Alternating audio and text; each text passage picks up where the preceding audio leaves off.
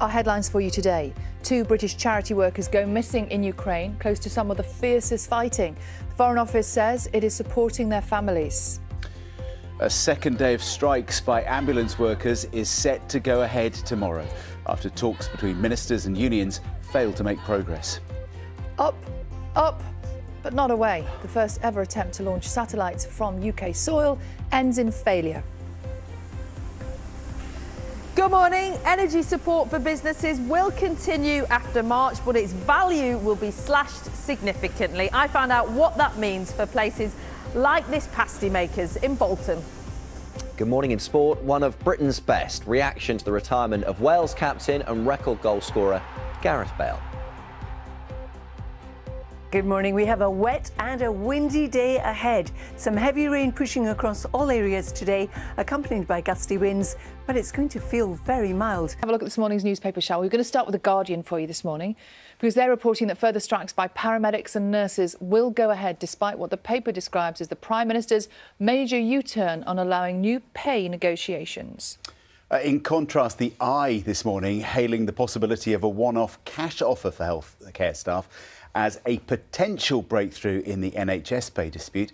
The paper saying that the proposals to backdate next year's pay rise to this January could also potentially be enough to end strike action planned for later this month. But it all seems like it's up in the air, doesn't it? Well, elsewhere, The Telegraph is leading with claims that Britain is preparing to become the first country to send Western tanks to Ukraine.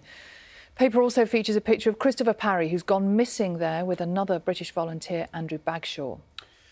The Mail leads with the latest reaction to Prince Harry's comments on his relationship with the royal family, as his highly anticipated memoir, Spare, finally goes on sale in the UK today. Now, the front pages of the morning's newspapers, and The Guardian reports that planned strikes by nurses and paramedics will go ahead this week, as unions say that the Health Secretary, Steve Barclay, hasn't done enough to resolve the disputes. The Eye reports that those health unions could be offered a one-off payment as a way of breaking the deadlock. The Mirror says that the Health Sec wants staff to work harder to get a better pay deal, while The Times reports that the NHS could start treating patients in temporary cabins in car parks to try and address capacity issues. The Metro carries polling which found roughly 2/3 of respondents have a negative view of Prince Harry.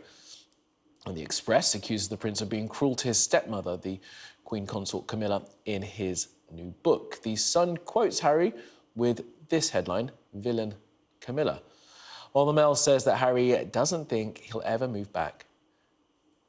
The Telegraph leads with the possibility of Britain sending tanks to help Ukraine in its fight against Russia, as well as news of missing aid workers in the country. Now, if you want to see those front pages again and read the stories attached, do scan the QR code.